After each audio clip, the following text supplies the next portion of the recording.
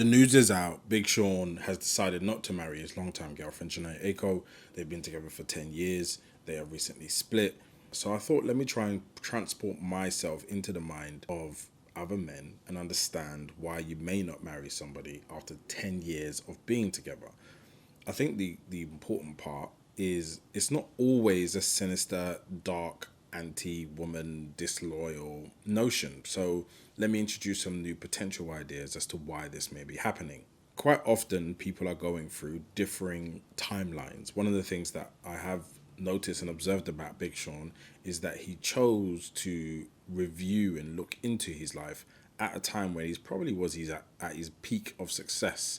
And sometimes, especially when men do this, it's like you discover a whole new world. It's like watching the Matrix and realizing that it's real, and like trying to move the world around from a different perspective as a result. The things you don't want to do at that point is sign up to long-term contracts. Even more so, sign up to long-term contracts that are designed in a world that you're moving away from. Now, I don't know this for sure, but as somebody who has had a form of an awakening, I've actually changed the way I feel about traditional ideas. And this is why I did my video about relationship anarchy. You can find it on my page.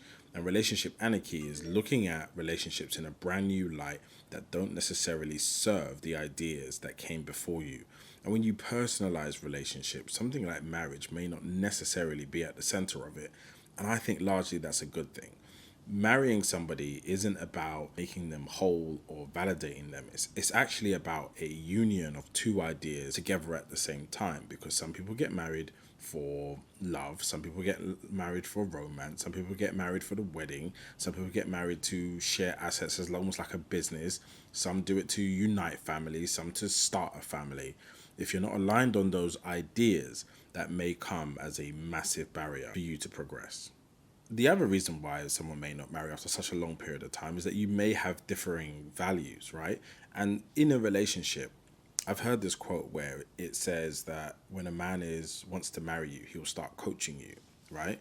And as a man who's been in that position, when I felt like I wanted to get married, the relationship I had before my marriage, I was really trying to coach her, whether that was right or wrong, whether it was good or bad.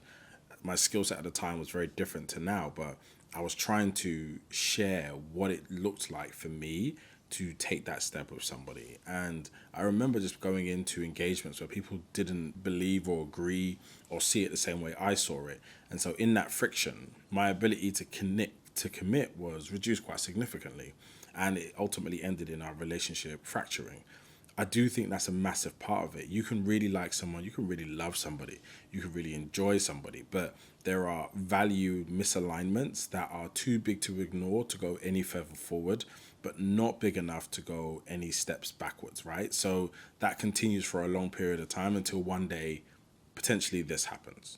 Another one, which is very personal, right? Some people fear, and especially very selfish, some people fear loss when things change, right? So having a routine, a pattern, a system, a way of existing with somebody, even if it isn't going any further, even if you know it's not going to go any deeper, is better than regressing and having nothing. And so people do intentionally keep people around, which is a lot more sinister, more in the line of some of the narratives that have gone out there already. And that is a genuine thing. It can be paralyzing to some people, right? And that I don't necessarily agree with it, but I understand from that particular point. And in that right, people's estimations of him would be correct. The other one is just a cultural shift based on the time. So there's like a values of the inner values of a person, but there's a cultural shift. If we look at the discourse, the way society is built and designed at this particular time, the way celebrity and fame is, financial things are, to take that kind of step is very, very difficult in this time, very different in this time. And we haven't really figured out how to assess each other, to coexist together. So I think as a result, we're still deciding to kind of stay on each other's side of each other's lines. We're not really to dive in because it isn't clear what the future looks like. I think before, even though it wasn't particularly the best setup for women or men really, there was a pre-designed way of doing things, which meant if things started going left, there was a marker to be like, well, you're not doing that thing over there on your side, and you're not doing that thing on your side. we haven't really established a generation of people who communicate how they want to be married and learn to follow through with their word in that way. This is the most non-sticking to your word time I've ever known as a generation. And a lot of the times we're just pretending, right? Because we don't know what's going to happen either side of the certainty of committing or not committing. And I think in many ways, as this new movement of women speaking for themselves and saying, I don't want to get married, I don't want to have kids, which is their right, we actually don't know what that looks like in 20 years' time. And it's not for us as men to scaremonger them. This isn't like a Brexit vote. This isn't like, if you vote Mamdani, this is like, this is what's going to happen. This scaremongering isn't our place to do, right?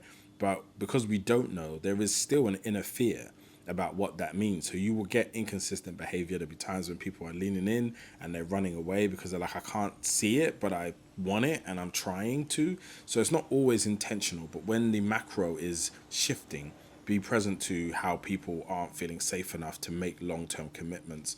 Also, economically, the world is wild right now. And again, attachment styles, the next one I think for me is attachment styles and love language disconnects, right?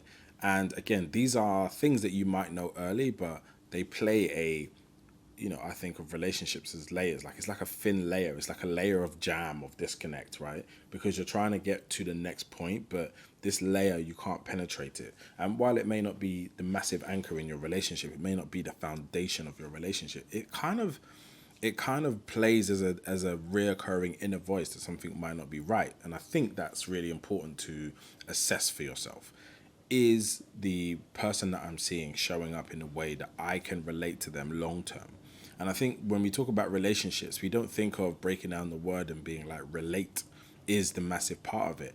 And they may not relate on that particular vibration. I think there's multiple vibrations you connect with somebody on, whether it's physical, emotional, creative, psychological, emotional, spiritual, like all these different layers. And I think if you're just missing one or two, it may not be secure enough for you to continue. Another thing that people look at very often is almost like a social comparison about the situation that you're in. And I know that's not right. We don't compare, we don't condone it, but it's a massive part of it, right? If your contemporaries are, I don't know, Kim and Kanye, and you're looking at them and you're like, oh, maybe not. And you're looking at Jay-Z and Beyonce and be like, well, we don't really have that, so we can't be that. We can't mirror that. And, you're looking for examples of couples who have been able to do it, stay in the spotlight, last, and you want to do it once and forever, and have last. So, should you marry somebody that is as famous as you or equally famous? And is that going to work? Is that going to play a factor? Is it possible? And I think it's something to really take in contention. I was speaking the other day about just the markers of evidence that relationships are possible, and markers of evidence that marriages are possible, and that dads can stay in the lives of their children for a long period of time, and they can love their children for a very long time, and their children can love them and come and visit for them and check for them. If you don't have the evidence, sometimes in the area of you not knowing, you may disconnect. The last one is an unspoken power dynamic. You've got people who are at varying degrees of fame, success, wealth, that have family commitments, that have family ties. In the non-traditional power dynamics of relationships, again, we haven't established what that looks like, what that means, who plays what role and who does what, who's at home if the other one's touring, and if both people are touring, do you have enough money for a staff to run your team, your organization as a family? So sometimes I just think the power dynamics might be a question of discomfort. It's actually easier to marry someone who is home or more desiring to cook, clean, and look after the kids. By the way, I don't know any of these things for so, but really take the essence of where the disconnects can come from and not into the story of the individuals, because it doesn't really matter. The fact is, the question that I think potentially women are saying at this time is, someone's been with someone for 10 years, didn't marry, you probably knew that in advance and chose that anyway. And on the flip side, men are saying, if something isn't quite right, getting married is still a massive problem. I strongly believe marrying when you're not 100% clear, marrying for the partner, for the children, for marriage, for perception, all of those things are some of the worst things that you can do, worst decisions that you can make in your life. And it doesn't necessarily take a long time for you to know that something isn't 100% right, but there are a group of people who truly believe and are waiting for the additional evidence, the consistency of behavior, the transparency, the evolution, the growth to be able to say, this is the person I can spend the rest of my life with. And if you don't see it, then doing it is not a good idea. And the honesty of stepping away after so long may be the best thing. But also remember that because they've done this before, they may get back together, end up getting married, and all of this was just fodder.